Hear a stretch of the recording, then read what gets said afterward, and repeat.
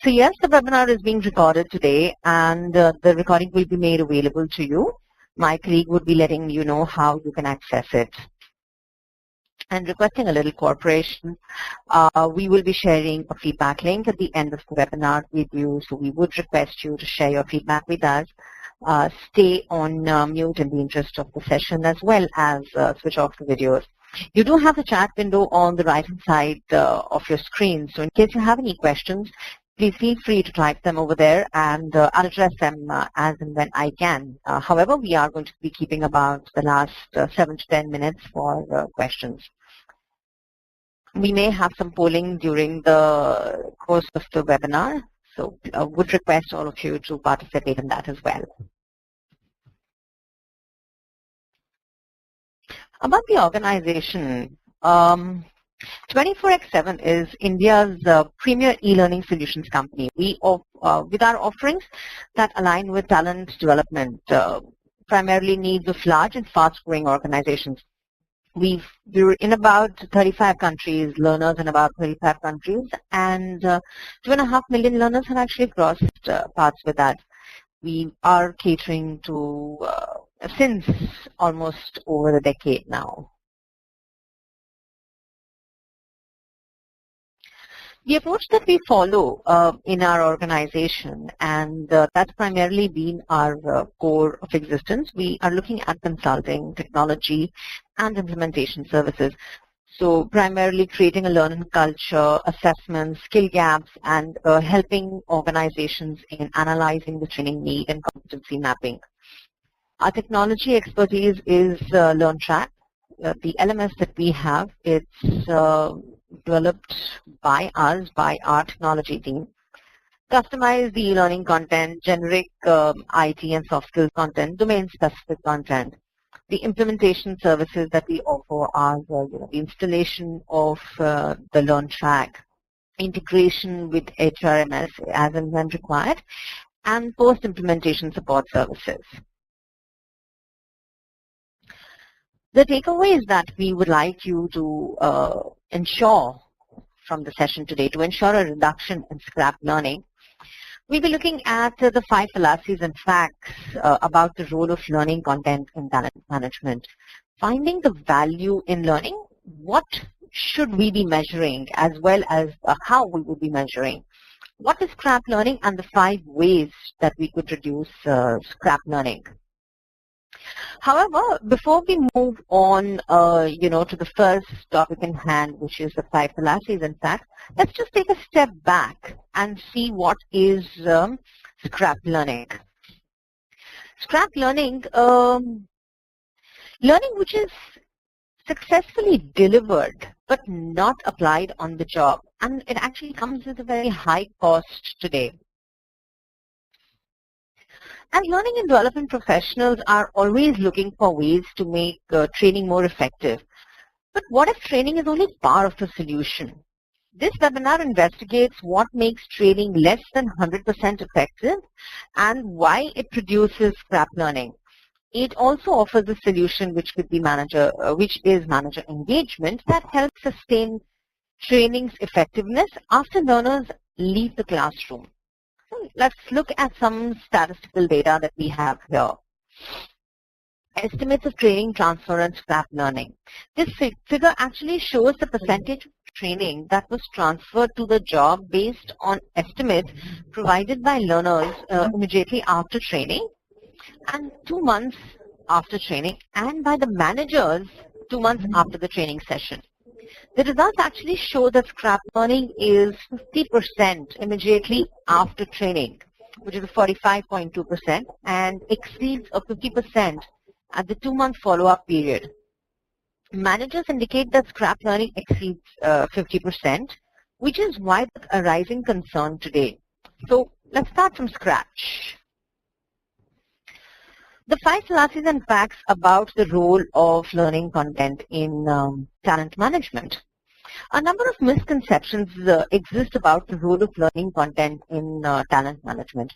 Belief in these misconceptions can thwart organizations from realizing the power of learning to transform how they operate.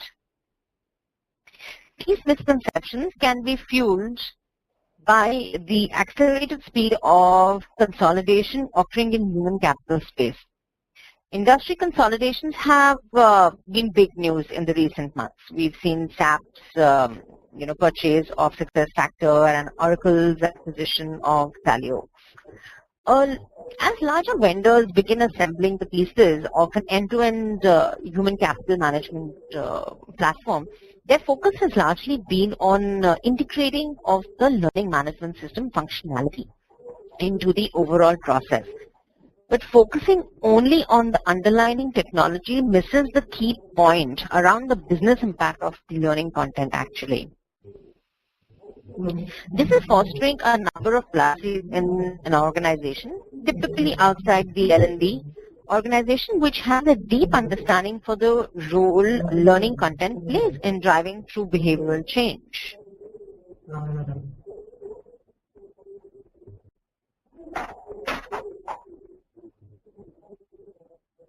Yeah, Suresh has shared a good insight. They primarily are practicing at 3 levels. So one immediately after training, which is called the induction, absolutely. Recap learning through online. So basically, Suresh, I believe you all are, using the blended approach. So that does help. So as a pillar of talent management, learning exists independently of the other talent management functions within an organization. The fact actually is, learning is more than a pillar of talent management. It's actually an essential function and a foundation, sorry. Learning is sometimes referred to as one of the pillars grouped with recruiting or sourcing, performance management, and the compensation and benefits. When examined more broadly, than just the underlying learning management system, the view is too limiting. Increasingly, organizations recognize learning content's connection to employee effectiveness, performance management, and organization success. It is an enabler within the organization. Some organizations, like you were also mentioning here, Suresh, have incorporated learning as a part of pre-hire process in the basic form of assessments and quiz. Recently, a large staffing organization had used learning as a recruiting tool. The company actually invested in open enrollment learning resource site. Visitors to this site entered into the top of the funnel as the company tried to attract more people to its flexible workforce. The site was a key component of the organization's strategy to source new talent that exhibited the desire to self-improve and learn. Recognizing that learning connects the pillars of a solid talent management strategy also allows organizations to more effectively measure the impact of learning within each of these areas. You cannot measure, you cannot qualitatively or quantitatively demonstrate impact or improvement. That's absolutely certain. The ability to demonstrate learning's impact and ROI will become an extremely important consideration as the new talent management development reporting principles, already which has been embraced by ASTD and many industry experts.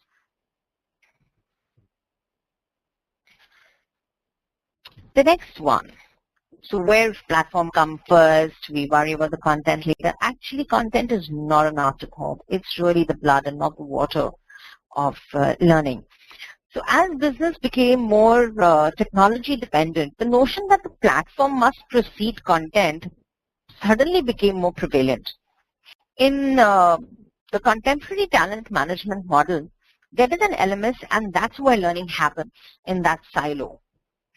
But to have an impact, learning must be, let's say, primarily democratized across the organization, pumped into the places where work actually happens. It needs to be curated, aligned, and targeted in such a way that it creates an engaging learning experience rather than making learning a task. Learning content already lives across the organization. The new hire orientation package, the annual harassment prevention training, etc., etc., the user guides, all this. The content exists, and this is outside of your technology infrastructure, actually. You don't simply add content to an integrated talent management platform and suddenly realize the great results. Successful organizations do not think of learning content as trivial or unimportant. The organization that flows the best content throughout their system is definitely going to win. You must ensure you have the right content reaching the employees who actually need it. As organizations design their talent strategies, it is important to look for an open content solution that can work both within and without the legacy of an LMS to enable full flexibility in crafting learning experiences that deliver on business results. Looking at the third one,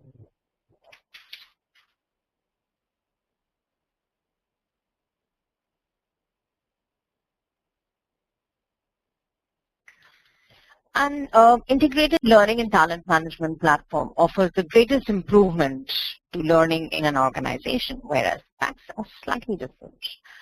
Talent management and learning automation offers a one-time improvement. Learning content can change behavior on an ongoing basis. When many in the industry talk about learning and talent management, they emphasize the platform. Technology is important, but it is just the first step on the stairway to improved efficiency. That's because automation, the current phase of platform consolidation and integration, offers clear benefits, but it is only a one-time improvement. Once processes are automated, how do organizations achieve incremental benefits? Effective learning content, however, can change behavior on an ongoing basis. The application of learning is critical and provides sustained incremental value to an organization. So, for example, an organization that prepares the employees for a Six Sigma certification as part of the manufacturing quality process may see an initial productivity gain by improving the speed and process for employees to find training when learning management and talent suite are integrated. But the greater business impact to the organization arises from the successful application of learning content, and in this case, when those employees apply the knowledge to develop systems to decrease the material waste. In this case, ensuring employees have access to relevant learning content helps reduce cost and increase the profit margins. An organization that has smarter workforce also has sustainability competitive advantage. The well-developed workforce can be your most important differentiator in a global market. Companies with programs in place to support employee development and internal mobility reduce turnover rates, increase employee engagement, and boost the productivity. It's true that an integrated application can ease a lot of the administrative tasks, but the notion that simply automating process or integrating technology platforms is actually false.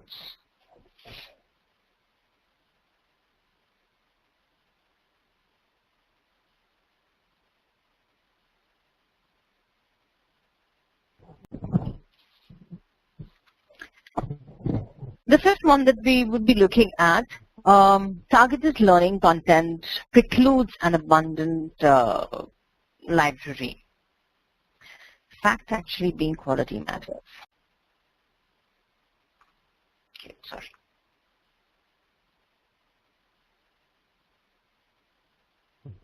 Okay, Suresh had something to share.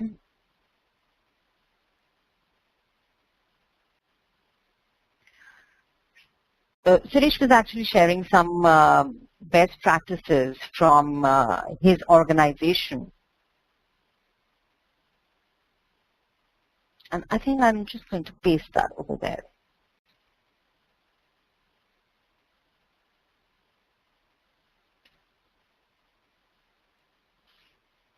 Should be helpful for all of us.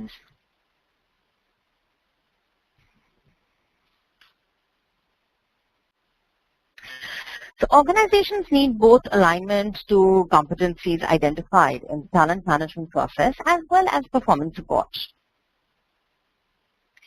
While the learning and development must provide content that supports an organization's current initiative, it is impossible to predict the needs of every individual. This inability to predict need arises in direct proportion to an employee population being served.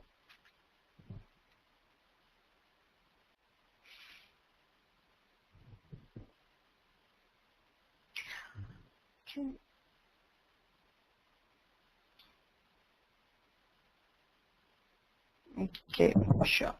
Thank you for that.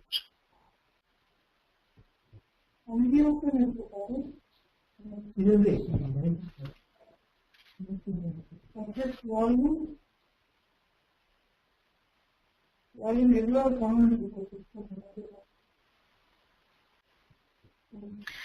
So when we talk of all content is created equal, ultimately the learning organization is the steward of content ecosystems available to develop the talent of the entire organization. User-generated content has its place, especially for time-sensitive or proprietary knowledge. But it is not as effective as providing for the needs of general knowledge, industry certification preparation, external thought leadership, and similar topics. For these topics, accuracy, currency, appropriateness, production, quality, tone, and instruction design does matter. It is not enough just to provide learning content. You must provide current, relevant content from a respected source.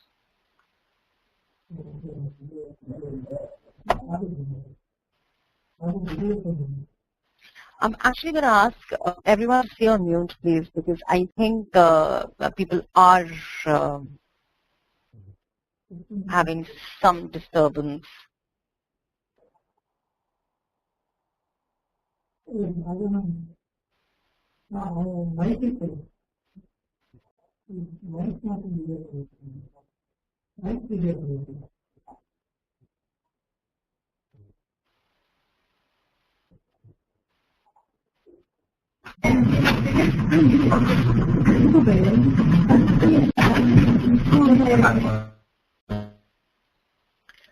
Sure, Vikram, thank you for that.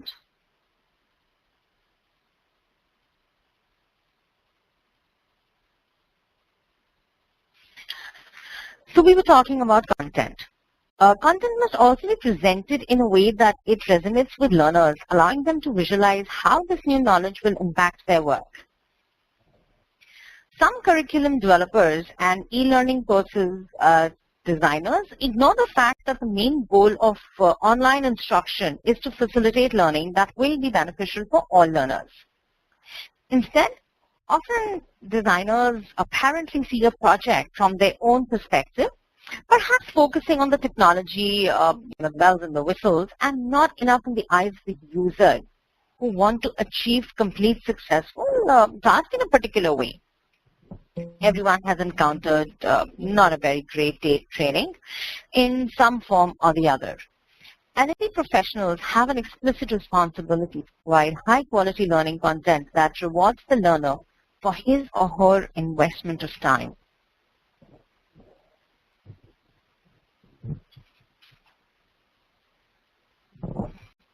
So if we have to find the value in something, we need to know what is it that we are looking for and how.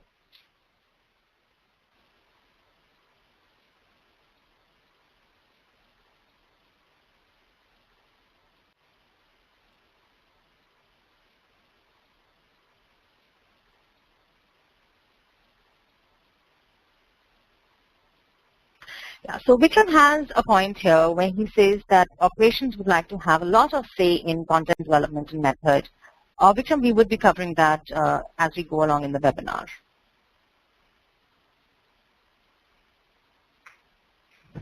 So Stephen Covey actually got it right, and when he said begin with the end in mind.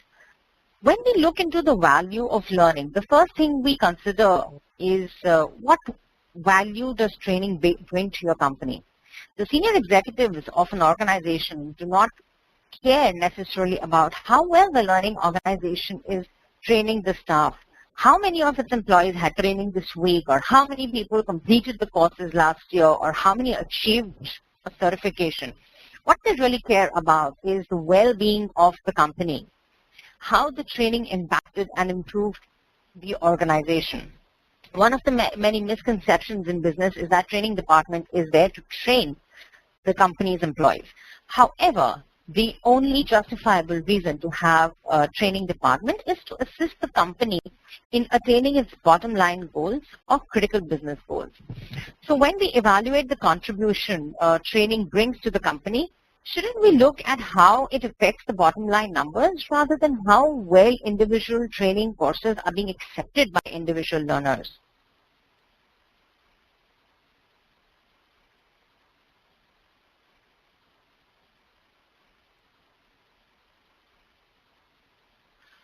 While most of the training management would agree that with how important solving a business problem is, very few ever put measurements in place to show how solving the business problem has added to the bottom line of the company. Unfortunately, it is far easier to measure how well training is doing on learning terms, because that is all the data we have actually access to. We know how many people have taken the course because we recorded it using a sophisticated e-learning tools, which could be the LMS or the learning management, or through an attendance log of the learners at the course. We can also see how many of our learners attained a completion, though the same means a final exam or an assessment. We have control of this environment, so we can get to the numbers. How we measure ourselves on company bottom line, the throughput or revenue, when we do not even track that information. In fact, we cannot get to that information without going through the relevant departments, and they are too busy to help us, or perhaps it's too much of information to share. This could also be a residue of the fact that we do not have a complete business buy-in.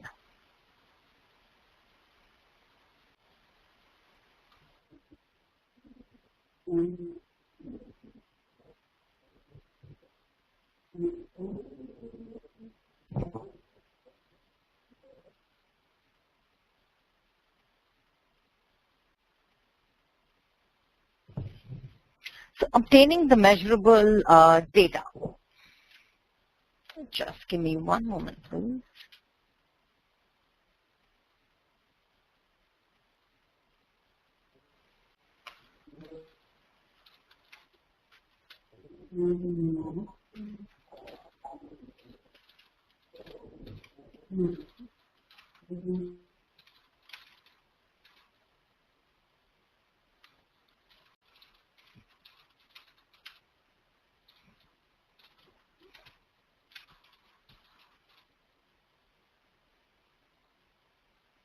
Finish the concern about the buy-in, from I think the seniors and the budgeting. So yes, and that's exactly what we were talking about.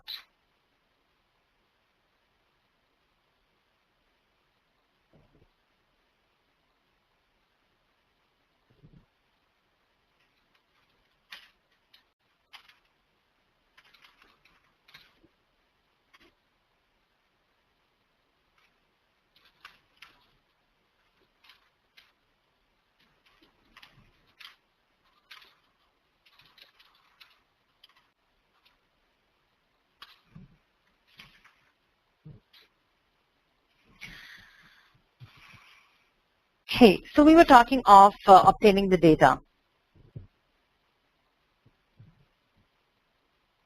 Where is the critical information kept? Where does one need to get the information pertaining to throughput or revenue, for example? Of course, all of that information and more is held by business units. Every business unit maintains the records of how it is doing relative to its targets. And those numbers are what we need and what we want. So why would a departmental head provide this information to trainers? They wouldn't, unless they were performing a service that is seen by the department heads as being useful. So no company manager wants the employees to go for training if there is no value which is being seen from it. Of course, what they want their employees to do is their job. but they don't want them to sit on a training which is not going to help them here. Besides most things that they can tell the employees what they need to know. However, streamlining the entire process becomes an extremely important thing. So how are we going to do that? I'd really request everyone to stay on mute, please. It's actually disturbing the entire session, please. Thank you. Following through is another important piece. The question is, how often do we take critical measurements? There's a thought. The most important thing any training department can do is solve a business problem. Okay.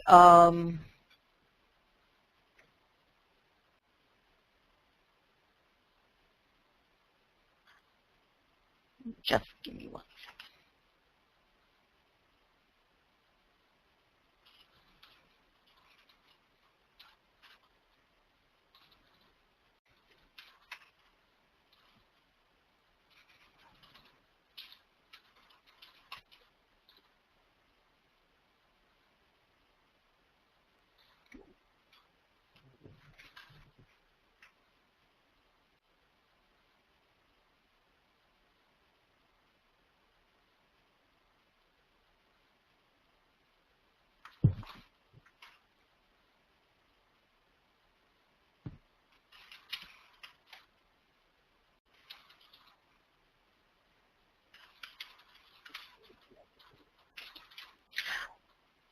I'm just going to ask everyone, can everyone hear me? Because I'm having sporadic people complain that they cannot hear me right now.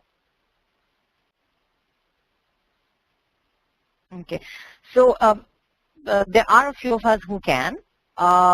People who can't, I'd really request you to check the sound cards in your computers. Thank you so much. Thanks.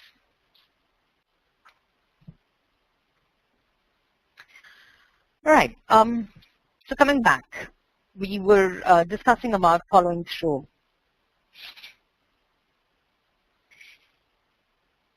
So we were talking about how often do we actually take, these critical measurements. So the most important thing any training department can do is solve a business problem. If we agree to do this, then we should be able to look at the business problem as a means to get measurement for the training effectiveness.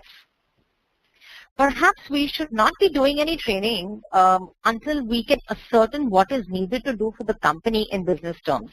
When we think about how we can determine that training we should have until we know what it will do for the organization.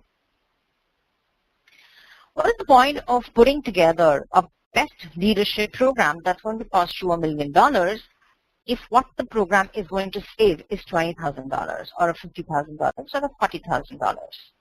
What is happening is that you're actually investing more and getting less from the entire intervention. For a training, for an L&D professional, you've done your bit. However, as a business strategy, it's not the best strategy and not the best approach for an organization that absolutely hits the bottom line. And Suresh, that's what, Vikram, that's what we were talking about, that, business would like, operations would like to talk and tell the training what to do, but that's where we talk of the buy-in piece and figure out that if any intervention and the cost of the intervention is actually going to help. The issue is, how do we know how much to spend if we do not know what the program is going to be worth to the business unit? Unfortunately, a lot of training departments, when we talk to business units, talk about the cost of training and not the gain. To obtain the needed information, there are a couple of things which the L&D team can actually do. So first is primarily determine business objective, identify performance barriers to success, determine links between issues and performance, discard environment, culture, or conditional issues, consider resource capabilities and the importance of the outcome. And also, the biggest aim is actually should be at the biggest pain.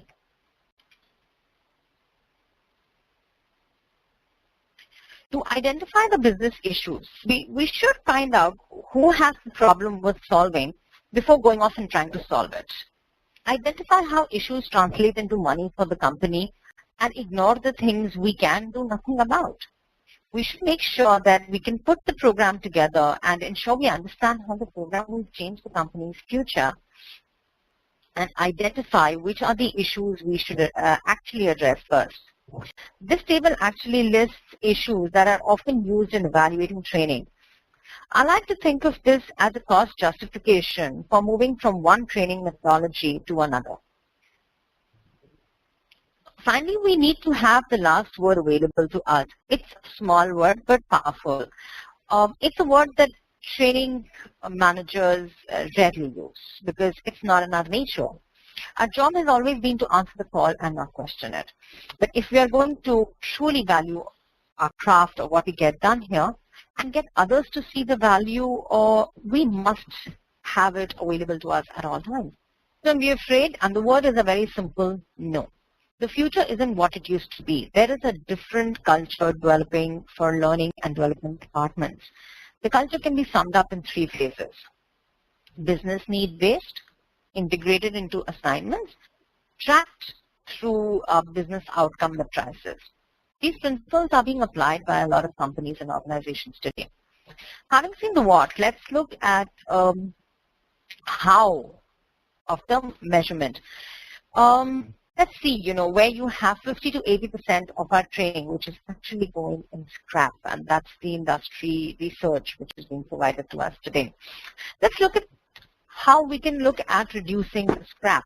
Scrap learning, which is successfully delivered but not applied on the job, comes with a high cost. This happens primarily when we do not link its business objectives. When your employees can't put what they've learned into practice, you wasted the effort, time, and money. The experts like Robert Burtonhoff, an expert in training evaluation, estimates this actually at a 50 to 80%.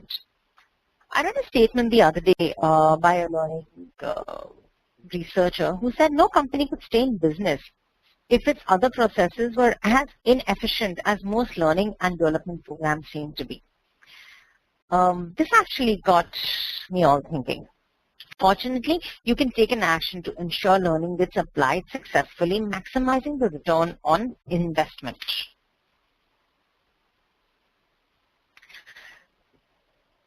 So scrap learning is training which is got unused. For example, an employee may sign up for a training that has nothing to do with their job just to get out of working. Or they are forced into a situation by some misdirected mandate, or they are forced to take a course so far ahead when they actually need the knowledge, it's forgotten. Apparently, this is a big problem in large organizations and wastes millions of dollars of training budgets every year. Reducing and eliminating scrap learning is one way to optimize training budgets for maximum return. If you can get rid of this, you spend a lot less money and get virtually the same impact. Like we were talking of the types of learners. When I was facilitating training sessions, I categorized these participants into 3 types actually. The learner 1, 2, and 3, the one who attends the training because he has been told. This person is like a prisoner who walks into a training room. The one who attends because he loves the experience. So, all right, I'm getting away from work. That's primarily because you're just on a picnic. The third one is where you have the learner. The 3 learners differ substantially in the attitudes that they have about training. Thank you, Suresh. These attitudes alone can determine the amount of quality of learning that occurs during the training. The work environment characteristic also contribute to scrap learning. When learners return from the training, they need opportunities to apply their new knowledge and skill. They need feedback about how to perform, and they need to practice many times so that they can actually hone the skills. When learners do not have a chance to practice and reinforce their learning, it wanes just like in memory. We spoke about manager engagement, being a very large part of the solution. There are elements of training that clearly impact the quality and effectiveness of learning. Great instructors, relevant materials, and the right delivery methods are essential. However, factors external to training are also influential. In Birkenhard spoke, telling training's story, he actually described the influence managers can have on learning behavior before and after training. He found that managers can lengthen the training lever or at least prevent it from shortening by actively engaging their direct reports. In this figure, as you can see, it identifies behaviors managers can perform before and after to reduce the scrap learning. Before training, it is helpful for a manager to assess the business case. Is the employee the right person to attend this session or take this course? Is it the right time? Is the cost appropriate? Additionally, the manager should meet with the learner pre-event to set learning and performance expectations, and they should create an action plan together. These actions help to ensure that training is valuable to the learner and is fully aligned with the business goals. Further, the conversation and expectation setting prepares the learners for the actual event or the course.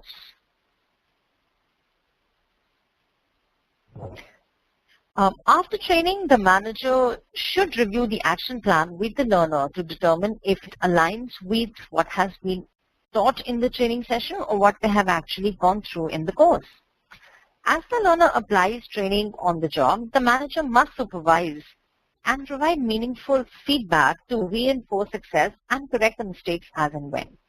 It is also the responsibility to seek projects, events, or situations where a learner can actually practice their new skills. Following up to ensure learner expectations have been met is a powerful way for managers to check with their direct reports. Together, the manager and learner can compare expected versus actual actions and diagnose what led to successful application of the training or prevent it.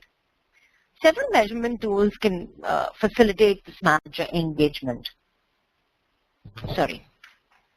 Prior to training, managers can be surveyed to determine how much support to provide to learners pre-event, such as expectation setting. Using specialized evaluation systems, the post-course learner feedback can be routed automatically to a manager who can gain insight about challenges the learner might have faced during the session, as well as the barriers that may prevent them from the on-the-job application. A performance management tool also can be used to document goals and provide automated check-ins between the learner and the reporting manager. And like Suresh also did mention, that the reporting manager actually makes a very large difference in the professional life.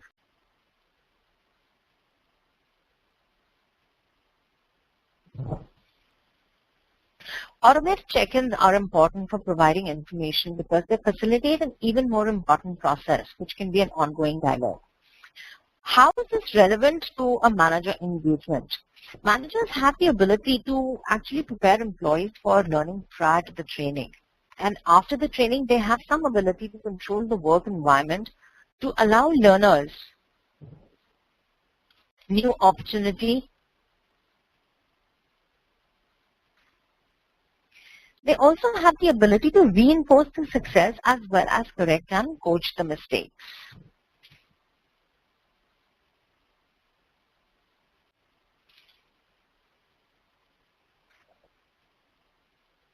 Jayanta had a question, or actually a statement, that managers do not have so much time to do all these activities, whereas it may look like a very large part, but it's not so large because at times you may be sending your entire team, you don't need to do an individual goal setting. And if you do that, it's only going to help you. And Suresh actually has a very interesting thought on this. I'm just going to post this for the benefit of everyone. Thank you, Suresh.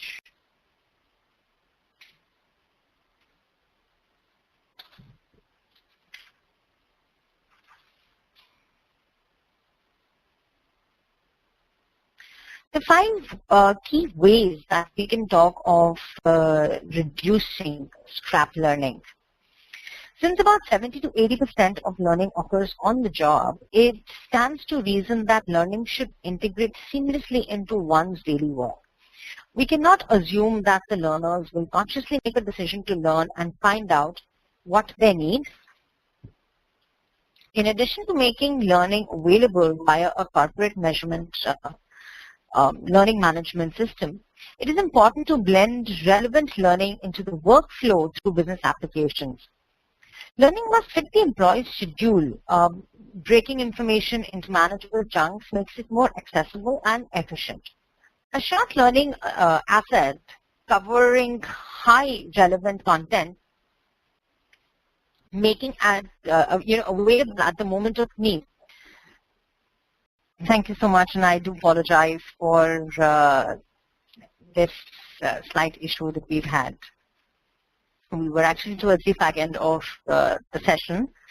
So just going back to the 5 key takeaways that we're actually looking at for the webinar today. So we were talking about the first one, which is embedded learning into a workflow. The second being, ensure quality content, reinforce learning, align learning, and enlist greater manager support. So taking off from where we left, we had actually completed the first one and looking at the quality content. The first step in providing quality content is look for current content from credible sources. Examine the instructional design. Your content could draw on adult learning principles.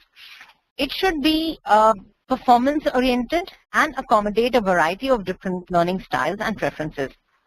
Sound instructional design includes observation, modeling, interactivity, assessment, and practice.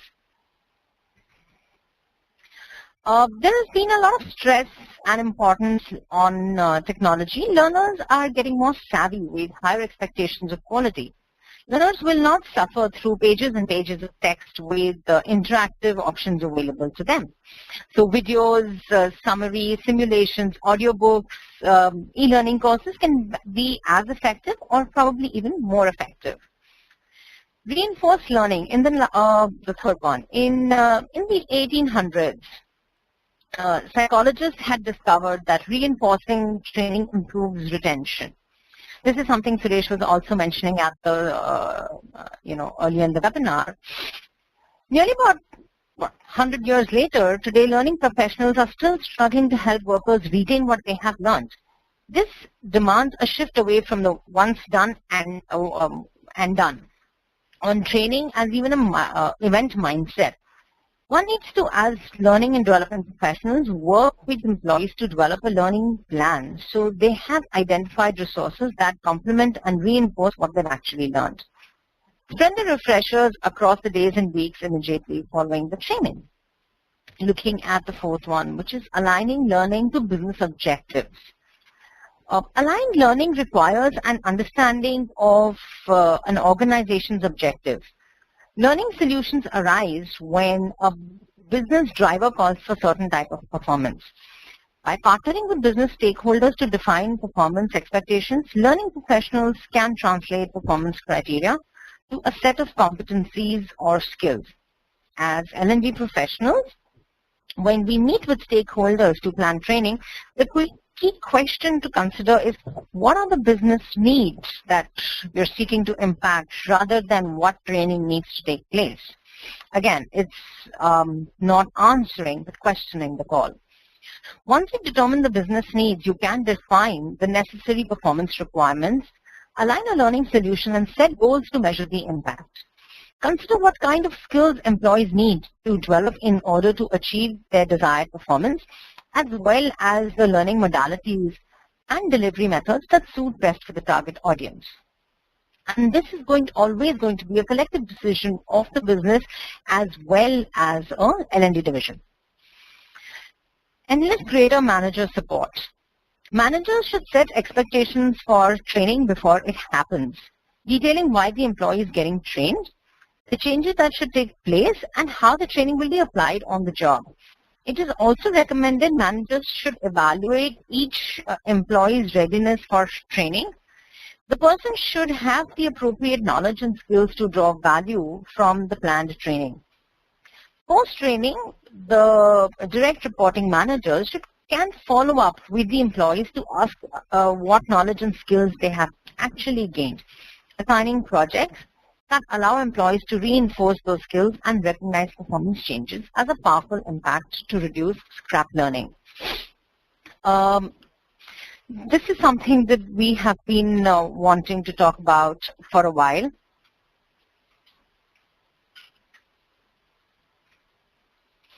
So if anyone has any questions, please let us know. I do understand that we've actually had a slight of a hiccup today.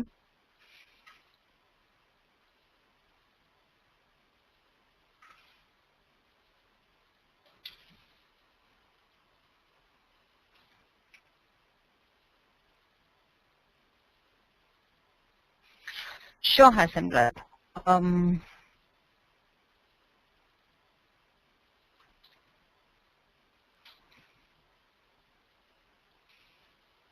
We just go back to the previous slide where we were talking of aligning to business objectives. So aligning the L&D objectives to the business objectives.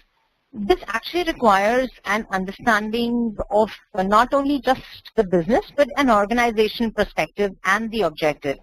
Learning solutions arise when the business actually calls for a certain type of performance.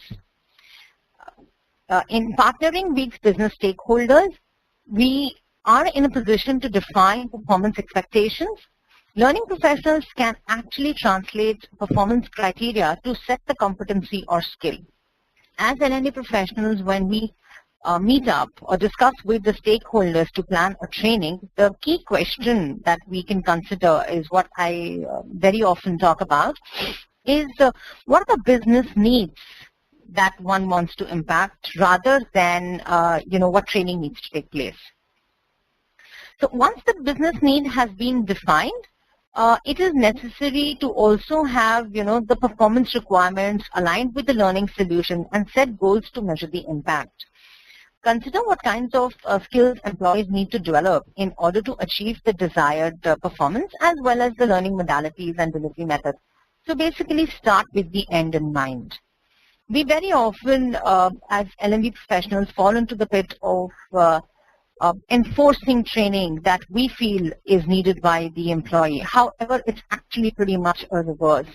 Today, a competency management, a competency model, and mapping it directly to their work. A lot of us would be aware of the 70-20 principle, 70-20-10 principle that is seeing the transition today in the industry, whereas 70% of the learning actually is happening on job. So Harsimrat, I hope that confirms with your understanding. I also do see that we've actually overshot a little bit.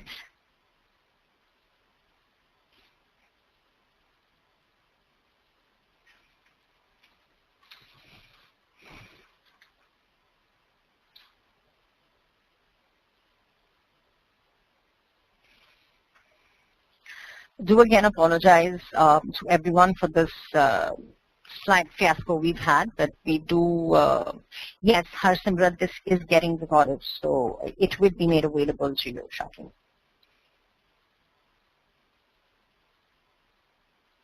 And that is correct. The PPT will also be available.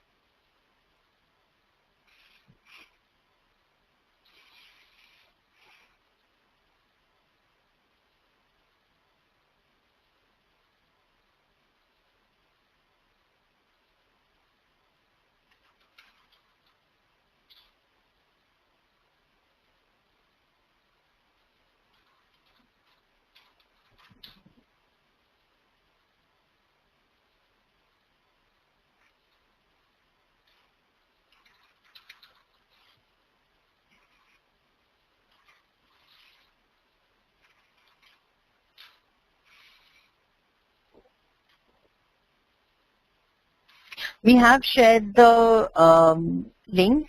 Yes, please If anyone has any questions, yes. Otherwise,